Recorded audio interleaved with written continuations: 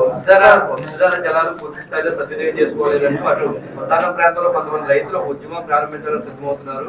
వంశధార నుంచి బావదా నది లింకప్ చేస్తామన్నారు, చేయలేదు. దీనివల్ల పూర్తిగా నష్టపోతున్నామంటూ కూడా వారు ఆరోపిస్తున్న పరిస్థితి. కేవలం రాష్ట్ర ప్రభుత్వం కోర్టులో సరిగా వాదించడానికి చర్యలు తీసుకోవట్లేదని కూడా వారు ఆరోపిస్తూ ఒక ఉద్యమాన్ని ప్రారంభిస్తున్నారు ప్రధాన ప్రాంతంలో. ఏం చెప్తారు? ప్రశ్న అర్థం కాలేదు. వంశధార బావదా లింకింగ్ సార్, దాని మీద రైతులు కూడా ఒక ఉద్యమానికి సిద్ధమవుతున్నారు. గతంలో బిలో 25% కింద ప్రాజెక్ట్ క్యాన్సిల్ అయిపోయింది. మళ్ళీ ఈ ప్రభుత్వం చొరవ చూపాలని మీ మీద ఆశ పెట్టారు.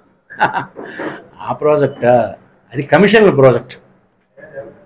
కమిషన్ల కోసం ప్రీవియస్ ప్రభుత్వం ఆదరాబాదరాగా ఏ అధ్యయనం చేయకుండా చేసినటువంటి ప్రాజెక్ట్. నిజంగా జిల్లా ప్రజలు క్షమించకూడదు.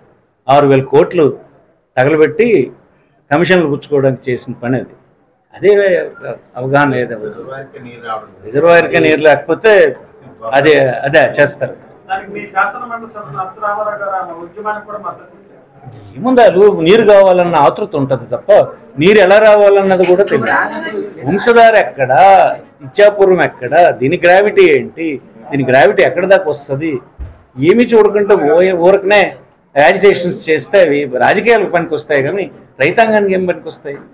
రైతాంగానికి కొద్ది నాలెడ్జ్ ఉన్న వాళ్ళు, అలాంటి విషయాలు తెలిసిన వాళ్ళు స్టడీ చేస్తే బాగుంటుంది.